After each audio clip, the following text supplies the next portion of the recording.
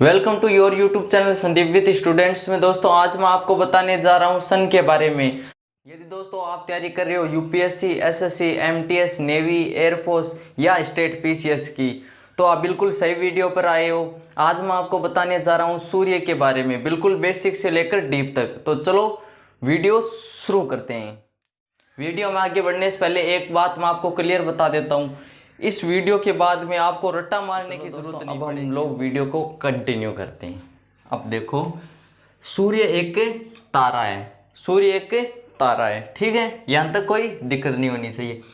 सूर्य पृथ्वी से न्यूनतम दूरी यानी कम से कम दूरी कितनी है? 14.70 करोड़ किलोमीटर, 14.70 किलोमीटर, ठीक है, जिसे उपसौर कहते हैं। जिसे क्या कहते हैं अपन लोग? उपसौर, ठीक है। यह 3 जनवरी को होता है। देखो, एक होता है उपसौर और एक होता है अपसौर। इन दोनों में क्या अंतर है पहले मैं ये बता देता हूँ। ये अपना हो गया सूर्य, ठीक है, ये अपना हो गया सूर्य यानी सन, ठीक है। अब ये देखो पृथ्वी से मैंने जैसा कि आपको बताया था, ये हो गई अपनी पृथ्वी, ये हो गया सूर्य, ठीक है, ये हो गई पृथ्वी, ये हो गया सूर्य। इसकी कम से कम दूरी कितनी है? 14.70 करोड़ किलोमीटर, ठीक है, इतनी दूरी बताई थी मैंने। अब देखो, इसमें एक आता है अपसौर, एक आता है उपसौर। अपसौर और उपसौर में अंतर क्या है ये देखो। अब देखो, सूर्य के बारे में मैं थोड़ा आपको 1 मिनट बाद में बताऊंगा, उससे पहले आप इधर देखो। सूर्य की अधिकतम दूरी 15.21 करोड़ किलोमीटर है। कम से कम दूरी कितनी थी?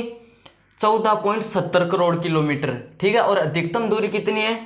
15.21 करोड़ किलोमीटर, और इसे अपसौर कहते हैं। यह 4 जुलाई को होता है। ये क्या है? 3 जनवरी, ये 4 जुलाई, ये क्या है मैं आपको बताता हूँ दोस्तों। मैं आपको बताता हूँ होता क्या है। देखो, ये तो अपनी पृथ्वी मान लेते हैं, ठीक है, ये अपना सूर्य मान लेते हैं। अब ये पृथ्वी है और ये सूर्य, ये बिल्कुल पास में, अधिकतम पास में कब जाते हैं? ये बिल्कुल पास में 3 जनवरी को, 3 जनवरी को ये बिल्कुल पास में होते हैं। और सबसे ज़्यादा दूरी किस दिन होती है इनकी?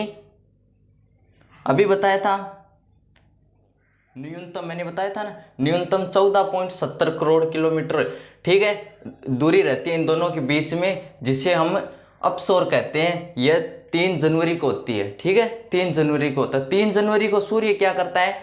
ये पृथ्वी के बिल्कुल पास में रहता है, ठीक है, बिल्कुल पास में रहता है पृथ्वी के। फिर देखो, सूर्य की अधिकतम दूरी मैंने बताई थी आपको 15.21 करोड़ किलोमीटर, 15.21 करोड़ किलोमीटर। इस दिन क्या होता है, जो ये पृथ्वी है और ये सूर्य है, इस दिन पृथ्वी है ना सूर्य के अधिकतम दूरी पर रहती है। वो दूरी कितनी होती है? 15.21 करोड़। इसे क्या कहते हैं अपन? अपसौर। और अगर मान लो पृथ्वी है, ये न्यूनतम दूरी पर रहती है, इसे क्या कहते हैं? उपसौर। और अधिकतम दूरी पर रहती है, इसे कहते हैं अपसौर। समझ में आ गया होगा यहाँ तक। अब देखो दोस्तों, सूर्य का व्यास, सूर्य का व्यास 13,92,000 किलोमीटर है। कितना है? 13,92,000 किलोमीटर है। 13,92,000 याद हो गया ना? 13,92,000, 13,92,000 याद कर लो इसको, ठीक है।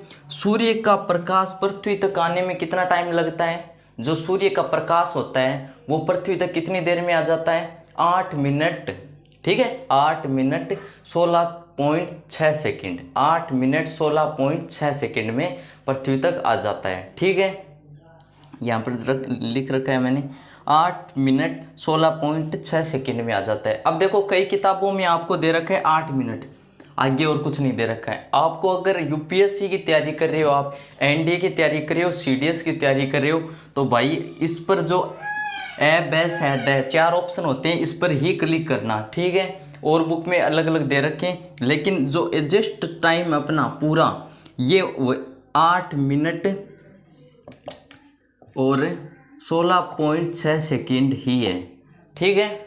अब देखो आगे, सूर्य की आयु लगभग 5 मिलियन वर्ष है। सूर्य की जो आयु है वो कितनी है? 5 मिलियन वर्ष है, ठीक है।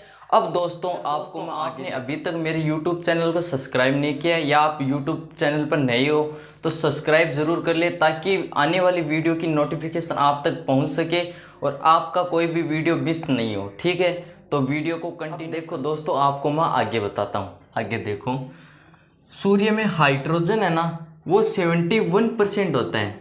कितने परसेंट होता है हाइड्रोजन? 71% हाइड्रोजन होता है। ठीक है, हीलियम 26.5%, हीलियम 26.5%। जो अन्य गैस होती है इन सभी को छोड़कर वो कितनी होती है? 2.5%, 2.5% अन्य गैसें होती हैं। ठीक है, ये रासायनिक मिश्रण होता है। ये क्या होता है? ये सारा रासायनिक मिश्रण से बना होता है। ठीक है, सूर्य। अब देखो आगे, सूर्य सहित सभी तारों में हाइड्रोजन और हीलियम के मिश्रण को संयन अभिक्रिया कहा जाता है। इन सभी के मिश्रण को क्या कहा जाता है? संयन। ठीक है, संयन अभिक्रिया कहा जाता है। ठीक है, जो तारा होता है, तारे के अंदर क्या होता है? हाइड्रोजन और हीलियम और अन्य गैस भी होती है। और सूर्य के अंदर भी मैंने आपको बताया था, सूर्य भी एक क्या होता है? तारा होता है। तो इसके अंदर भी यही गैस मिलती है अपन को। ये क्या होता है? रासायनिक मिश्रण होता है। ठीक है, इन सभी का रासायनिक मिश्रण होता है। और सूर्य सहित सभी तारों में हाइड्रोजन, सूर्य और हाइड्रोजन और हीलियम पाई जाती है। ठीक है, अब देखो आगे, सूर्य में हल्के हल्के धब्बे को सौर कलंक कहते हैं। जो अपन को सूर्य के अंदर हल्के हल्के धब्बे दिखाई देते हैं, जैसे दोपहर में तो अपन को नहीं दिखाई देते हैं, लेकिन शाम को दिखाई देते हैं। सूर्य के जो शाम को अस्त होता है उसी टाइम अपन को दिखाई देते हैं कि सूर्य के अंदर काले काले धब्बे होते हैं। ठीक है, उसको क्या कहते हैं? सौर कलंक कहते हैं। ठीक है, उसको सौर कलंक कहते हैं। आपको एग्जाम में ये पूछ सकता है सौर कलंक क्या है। ठीक है, तो आपको ऑप्शन में देगा सूर्य में हल्के हल्के धब्बे, तारों में हल्के हल्के धब्बे, चांद में हल्के हल्के धब्बे। तो आपको इसमें क्या करना है? सूर्य में हल्के हल्के धब्बे।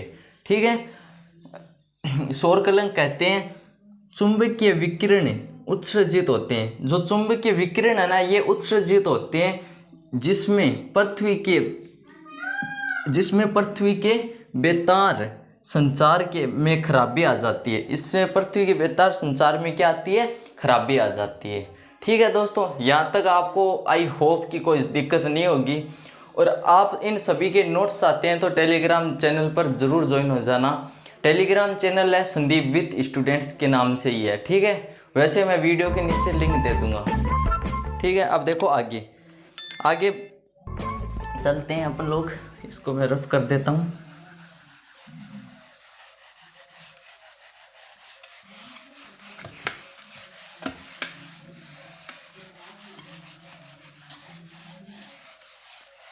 अब देखो आगे,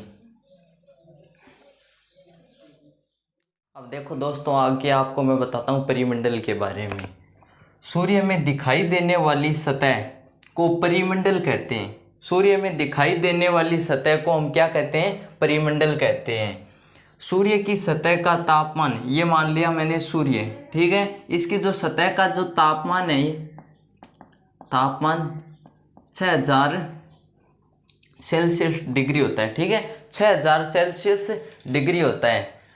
ठीक है, इसकी आकर्षण शक्ति पृथ्वी से 28 गुना होती है। इसकी जो आकर्षण करने की शक्ति कितनी होती है? पृथ्वी से 28 गुनी ज़्यादा होती है। ठीक है, अब आपको मैं बताता हूँ परिमंडल के बारे में। परिमंडल को इंग्लिश में कहते हैं कोरोना। ठीक है, ये है ना वो वाली कोरोना नहीं है। ठीक है, परिमंडल को इंग्लिश में ही कोरोना कहते हैं।